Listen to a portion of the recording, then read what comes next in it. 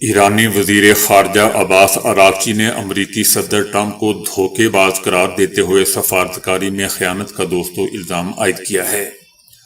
ایران کے وزیر خارجہ نے ٹرمپ پر سفارتکاری میں خیانت کا الزام عائد کرتے ہوئے کہا کہ ایٹمی مذاکرات کو کاروباری سودے بازی کی طرح لینا غیر حقیقت پسندانہ طرز عمل تھا۔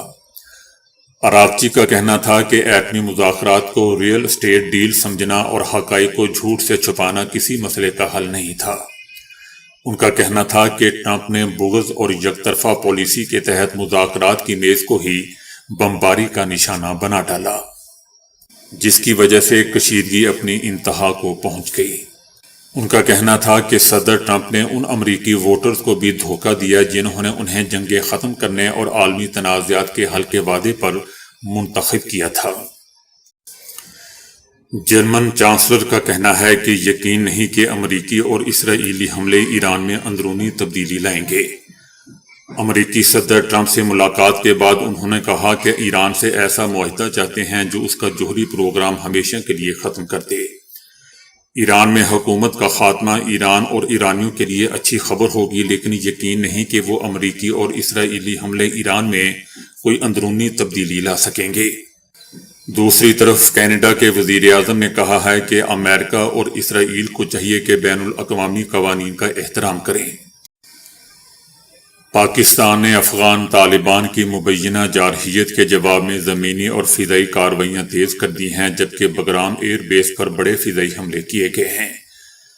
پاکستان نے افغانستان کے اہم فوجی مرکز بگرام ایئر بیس کو نشانہ بنایا ہے، جس کے نتیجے میں ایک ایئر کرافٹ ہینگر اور 2 ویئر ہاؤسز تباہ ہو چکے ہیں۔ اس حوالے سے سیٹلائٹ تصاویر بھی سامنے آئی ہیں۔ دفاعی ماہرین کا کہنا ہے کہ بگرام ایئر بیس کو نشانہ بنانا افغان طالبان حکومت کے لیے ایک بڑا دھچکا ہے، اور اس سے واضح پیغام دیا گیا ہے کہ پاکستان ضرورت پڑنے پر افغانستان کے کسی بھی حصے میں کارروائی کر سکتا ہے۔ اسرائیلی حکومت نے آیت اللہ خامنائی کی شہادت کے بعد دوستوں ان کے ہر جانشین کو نشانہ بنانے کی دھمکی دے دی ہے۔ اسرائیلی حکومت نے دھمکی دیتے ہوئے کہا ہے کہ آیت اللہ خامنائی کے جانشین کو نشانہ بنانے کے لیے اسرائیلی وزیر اعظم نیتن یاہو اور انہوں نے فوج کو تیار رہنے کی ہدایت کر دی ہے۔ اسرائیلی حکومت کا کہنا ہے کہ اس سے کوئی فرق نہیں پڑتا کہ اس جانشین کا نام کیا ہے اور کہاں چھپا ہوا ہے، ہم خامنائی کے بعد ان کے ہر جانشین کو نشانہ بنائیں گے۔ اسرائیلی حکومت کا کہنا ہے کہ امریکی شراکت داروں کے ساتھ مل کر ایرانی حکومت کے خلاف آپریشن جاری رکھیں گے۔ جیسا کہ دوستو ہم جانتے ہیں کہ امریکہ اور اسرائیل کی جانب سے ایران پر حالیہ حملوں اور اس کے بعد ایران کی جوابی کارروائیوں نے مشرق وسطی کی صورتحال کو انتہائی کشیدہ بنا دیا ہے۔ ان حملوں میں اہم شخصیات کے شہادت کی اطلاعات کے بعد خطے میں عدم و استحکام اور ممکنہ وسیع تنازعات کے خدشات بڑھ چکے ہیں۔ جیسے ہی جنگی کارروائیوں کی خبریں منظر عام پر آئیں، سوشل میڈیا صارفین کی توجہ بلغاریہ کی معروف نابینا نجومی بابا وانگا کی پرانی پیشگوئیوں کی طرف مبذول ہو گئی۔ بابا وانگا دوستو جن کا انتقال 1996 میں ہوا تھا، ان کے بارے میں کہا جاتا ہے کہ وہ آنے والے برسوں کے عالمی حالات، سیاسی حالات سے متعلق مختلف پیشگوئیاں کر چکی تھیں۔ بابا وانگا نے 2026 کے ابتدائی مہینوں میں ایک بڑی جنگ کی پیشگوئی کی تھی جو مشرق سے شروع ہوگی۔ سوشل میڈیا صارفین موجودہ ایران، امریکہ اور اسرائیل کے درمیان بڑھتی ہوئی کشیدگی کو اسی ممکنہ پیشگوئی سے جوڑ رہے ہیں۔ پیشگوئی میں کہا گیا تھا کہ اس جنگ کے اثرات دنیا کے مغربی خطوں، خاص طور پر یورپ پر شدید پڑیں گے۔ بعض دعووں کے مطابق یورپ کو معاشی اور سماجی بحرانوں کا سامنا کرنا پڑے گا اور خطہ طویل عرصے تک عدم و استحکام کی کیفیت میں چلا جائے گا۔ اسی تناظر میں دوستو بابا وانگا سے منسوب ایک اور دعویٰ بھی گردش کر رہا ہے کہ عالمی تنازعات کے بعد روس ایک بڑی عالمی طاقت کے طور پر مضبوط ہو کر سامنے آئے گا اور بین الاقوامی طاقت کے توازن میں نمایاں تبدیلی آ جائے گی۔ تاہم ماہرین کا کہنا ہے کہ ایسی پیشگوئیوں کی کوئی سائنسی بنیاد موجود نہیں ہوتی اور عالمی حالات کا تجزیہ مستند سفارتی اور سیاسی حقائق کی روشنی میں ہی کیا جانا چاہیے۔ موجودہ صورتحال کے تناظر میں بھی پیشگوئیوں کی بجائے زمینی حقائق اور سرکاری بیانات کو زندہ اہمیت یا زیادہ اہمیت دی جانی چاہیے؟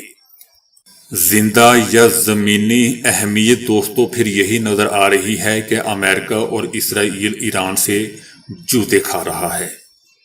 چلیں اس کو اس طرح دیکھ لیتے ہیں۔ اسپین نے امریکی صدر ٹرمپ کی جانب سے تجارتی تعلقات منقطع کرنے کی دھمکی کے بعد دوستو کہا ہے کہ امریکہ کو بین الاقوامی قانون اور یورپی یونین کے ساتھ دو طرفہ تجارتی معاہدوں کا احترام کرنا چاہیے۔ صدر ٹرمپ نے دھمکی دی تھی کہ اگر اسپین نے ایران پر حملوں سے متعلق مشنز کے لیے اپنی فوجی اڈے استعمال کرنے کی اجازت نہ دی تو امریکہ اسپین کے ساتھ تمام تجارتی معاملات ختم کر دے گا۔ صدر ٹرمپ نے کہا تھا کہ اگر وہ چاہیں تو اسپین میں جا کر ان کا فوجی اڈا استعمال کر سکتے ہیں اور انہیں کوئی نہیں روک سکتا۔ اسپین کے وزیر اعظم نے پہلے ہی ایران پر امریکی اور اسرائیلی حملوں کو بین الاقوامی قانون کی خلاف ورزی دوستوں قرار دے دیا تھا اور جنگ کے خاتمے کے لیے مذاکرات پر زور دیتے آ رہے ہیں۔ اسپین کی حکومت نے واضح کر دیا ہے کہ ملک کے فوجی اڈے جو امریکہ کے ساتھ مشترکہ طور پر چلائے جاتے ہیں وہ ایران کے خلاف کسی کارروائی کے لیے استعمال نہیں ہوں گے۔ اس فیصلے کے بعد دوستو امریکہ نے اسپین کے روٹا اور مرون فوجی اڈوں سے 15 طیارے جن میں ایندھن بردار ٹینکر بھی شامل تھے منتقل کر دیے۔ ٹرمپ کا کہنا تھا کہ اسپین نے برا رویہ اختیار کیا ہے اور انہوں نے اپنے وزیر خزانہ کو ہدایت کر دی کہ اسپین کے ساتھ تمام لین دین ختم کر دیا جائے۔ اعداد و شمار کے مطابق 2025 میں امریکہ کو اسپین کے ساتھ تجارت میں دوستو 4.8 ارب ڈالر کا تجارت۔ ایران نے امریکہ کے ساتھ کسی بھی سطح پر مذاکرات کے امکان کو یکسر مسترد کرتے ہوئے جنگ جاری رکھنے کا اعلان کیا ہے۔ ایران نے واضح طور پر کہہ دیا ہے کہ امریکہ کے ساتھ کسی بھی قسم کا کوئی رابطہ نہیں ہے اور نہ ہی کوئی مذاکرات کرنے جا رہے ہیں۔ جس نے یہ خبر پھیلائی ہے یہ مضحکہ خیز خبر ہے۔ ایران کا کہنا ہے کہ ہمیں امریکیوں پر ذرا برابر بھی اعتماد نہیں رہا ہے، اس لیے ان کے ساتھ مذاکرات کی کوئی وجہ بھی نظر نہیں آتی۔ ایرانی حکومت نے دوستو سخت لہجہ اختیار کرتے ہوئے کہا ہے کہ ایران اپنی دفاعی صلاحیتوں پر بھروسہ رکھتا ہے اور جب تک ضرورت پڑی یا دشمن نے چاہا ہم اس جنگ کو جاری رکھنے کی مکمل طاقت بھی رکھتے ہیں۔ ایران کی جانب سے دوستو یہ بیان ایک ایسے وقت میں سامنے آیا ہے جب خطے میں کشیدگی اپنے عروج پر ہے اور ایران نے واضح کر دیا ہے کہ وہ کسی بھی دباؤ میں آ کر اپنے اصولی موقف سے پیچھے نہیں ہٹے گا اور اب تو بالکل بھی نہیں ہٹے گا۔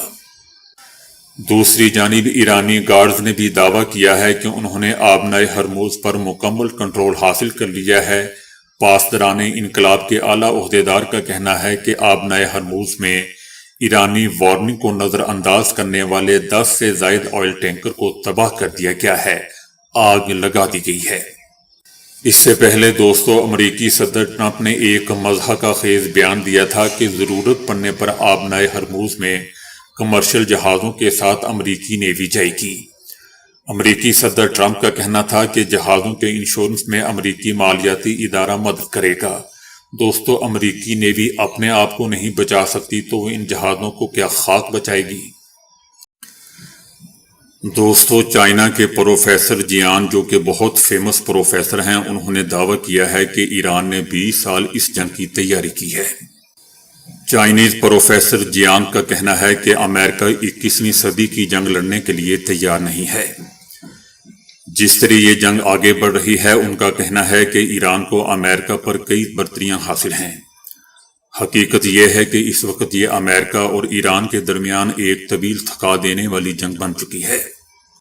پروفیسر کا کہنا تھا کہ ایران اس تصادم کے لیے 20 سال سے تیاری کر رہا ہے۔ اپنے مذہبی فکر اور نظریہ آخر کے تناظر میں ان کے نزدیک یہ عظیم شیطان کے خلاف جنگ ہے، ایک بہت بڑے شیطان کے خلاف جنگ ہے۔ پروفیسر صاحب کا کہنا ہے کہ ایران نے اس سے پہلے بھی کئی مشقیں کی ہیں۔ گزشتہ جون میں 12 روزہ جنگ ہوئی تھی جس میں ایرانیوں نے اسرائیل اور امریکہ دونوں کی حملہ آور صلاحیتوں کا جائزہ لیا تھا اور انہیں پرکھا تھا۔ اس کے بعد انہیں 8 مہینے مکمل تیاری کا وقت بھی مل گیا۔ ایران نے اپنے اتحادی گروپوں حوثی، حزب اللہ، حماس اور شیعہ ملیشیاؤں کے ذریعے امریکی ذہنیت کو بخوبی سمجھ لیا ہے اور اب ان کے پاس امریکی طاقت کو کمزور کرنے اور بالآخر امریکی سلطنت کو ختم کرنے کی حکمت عملی موجود ہے۔ ایران دراصل دوستو صرف امریکہ سے نہیں بلکہ پوری عالمی معیشت کے خلاف جنگ لڑ رہا ہے۔ وہ خلیجی تعاون کونسل یعنی GCC کے ممالک کو نشانہ بنا رہا ہے۔ وہ امریکی اڈوں کے ساتھ ساتھ ان کے توانائی کے بنیادی ڈھانچوں پر حملہ کر رہا ہے۔ آگے چل کر وہ پانی صاف کرنے والے پلانٹس کو بھی نشانہ بنا سکتا ہے، جو ان تمام ممالک کی شہرک مانا جاتا ہے کیونکہ ان کے پاس قدرتی تازہ پانی نہیں ہے۔ حقیقت دوستو یہ ہے کہ خلیجی ممالک کی 60 سے 70% پانی کی فراہمی انہی پلانٹ سے ہوتی ہے۔ اگر $50,000 کا صرف ایک ڈرون ہی ریاض جیسے شہر کے کسی بڑے پلانٹ کو تباہ کر دے جہاں 1 کروڑ آبادی ہے تو وہ 2 ہفتوں میں پانی سے محروم ہو جائیں گے۔ اسی طرح ایران نے عملاً آبرائے ہرموز بند کر دی ہے، جبکہ خلیجی ممالک اپنی 90% خوراک بھی اسی راستے سے حاصل کرتے ہیں۔ اس وقت ایران سعودی عربیہ، متحدہ عرب امارات، بحرین اور قطر کے وجود کے لیے خطرہ بن چکا ہے۔ مانا جاتا ہے دوستو کہ یہ بہت ہی اہم اس لیے ہے کیونکہ خلیجی ریاستیں امریکی معیشت کی بنیاد ہیں۔ وہ پیٹرول ڈالر بیچتی ہیں اور پھر انہی ڈالرز کو امریکی سٹاک مارکیٹ میں دوبارہ سرمایہ کاری کرتی ہیں۔ اس وقت امریکی معیشت مصنوعی ذہانت یعنی AI کے ڈیٹا سینٹر میں سرمایہ کاری پر کھڑی ہیں، جس میں بہت بڑا حصہ خلیجی سرمایہ کاروں کا بھی ہے۔ اگر خلیجی ممالک تیل فروخت نہ کر سکیں یا AI میں سرمایہ کاری نہ کر سکیں تو یہ AI بلبلہ پھٹ جائے گا، اور اس کے ساتھ ساتھ امریکی معیشت بھی، جو ان کے مطابق ایک سکیم پر کھڑی ہے۔ امریکی فوج دوستو 21ویں صدی کی جنگ لڑنے کے لیے ڈیزائن نہیں کی گئی، بلکہ امریکی فوج صنعتی نظام دوسری عالمی جنگ کے بعد سرد جنگ لڑنے کے لیے بنائی گئی تھی، جہاں ٹیکنالوجی اور طاقت کا مظاہرہ بہت اہم تھا۔ امریکی دفاعی نظام انتہائی مہنگی اور پیچیدہ ٹیکنالوجی پر مبنی ہے، اسی لیے اس جنگ میں دوستو عدم تعاون نظر آ رہا ہے۔ $1 ملین کے میزائل $50,000 کے ڈرون کو گرانے کی کوشش کر رہے ہیں، جو طویل مدت میں پائیدار اسٹریٹجی نہیں ہے۔ یاد رہے دوستو کہ یہ امریکی ناقابل شکست ہونے کے تاثر کے خاتمے کا آغاز ہے، جو سرد جنگ کے بعد امریکی بالادستی کی بنیاد تھا۔ یہ نہ صرف عالمی معیشت بلکہ پیٹرو ڈالر اور امریکی ریزرو کرنسی سسٹم کے خاتمے کی بھی علامت ہے۔ اب دنیا ایک کثیر قطبی نظام کی طرف جا رہی ہے۔ اگر امریکہ ایران میں زمینی افواج بھیجتا ہے تو یہ اس کے لیے تباہ کن ہوگا، مگر صرف فضائی حملوں سے کبھی بھی کسی ملک میں حکومت کی تبدیلی نہیں ہوئی۔ زمینی فوج درکار ہوتی ہے۔ اگلے چند مہینوں میں امریکہ پر دباؤ بڑھے گا اور وہ زمینی فوج بھیجے گا، خاص طور پر خلیجی ممالک اور اسرائیل کی طرف سے۔ اگر خلیجی ریاستیں گر گئی تو پیٹرو ڈالر بھی دوستو ختم ہو جائے گا۔ اب ان ممالک کے پاس صرف 2 ہی راستے ہیں، یا تو ایران کو اربوں ڈالر دے کر جنگ رکوائی جائے یا پھر امریکہ زمینی فوج بھیج کر ایرانی خطرے کو ہی ختم کر دے، جو کہ ناممکن نظر آتا ہے۔ سعودی عربیہ اور اسرائیل دونوں ایران میں حکومت کی تبدیلی چاہتے ہیں۔ سعودی عربیہ کے لیے ایران زیادہ بڑا وجودی خطرہ ہے کیونکہ سعودی معیشت دوستو مکمل طور پر تیل پر منحصر ہے۔ ایران حوثیوں کی مدد کر رہا ہے، جو سعودی عربیہ کے لیے ایک مسئلہ رہا ہے۔ سعودی معیشت اس وقت دباؤ میں ہے۔ وہ سیاحت، ای سپورٹس اور نیوم جیسے منصوبوں کے ذریعے معیشت بدلنے کی کوشش کر رہے ہیں، مگر اس میں کامیاب نہیں ہو پا رہے۔ اسی لیے سعودی عربیہ پورے مشرق وسطی کے تیل پر کنٹرول چاہتا ہے۔